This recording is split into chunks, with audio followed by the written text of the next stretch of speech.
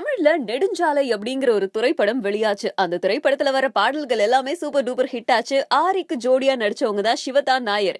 இவங்க பேசிக்காவே ஒரு மலையாளி.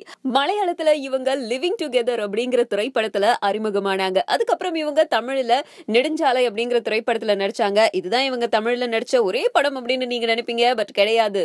ஜீரோ அப்படிங்கிற ஒரு திரைப்படத்துல இவங்க நடிக்கிறதாக சொல்லப்பட்டுச்சு. ஆனா இதுக்கு நடுவுல இவங்களுடைய நண்பரும் ஒரு நடிகருமான முரளி கிருஷ்ணா அப்படிங்கிறவரை திருமணம் பண்ணிக்கிட்டதா நியூஸ் வந்திருக்கு. அது மட்டும் இல்லாம ரெண்டு பேரும் கேரளத்துல திருமணம் பண்ண மாதிரி அவங்களோட காஸ்டியூம் எல்லாம் போட்டு திருமணம் பண்ண மாதிரி ஒரு போட்டோ ஒண்ணு வெளிவந்திருக்கு. ட்விட்டர்ல எல்லாரும் அதை பயங்கரமா ஷேர் பண்ணிட்டே இருக்காங்க. முடிஞ்சா நீங்களும் பாத்துருங்க.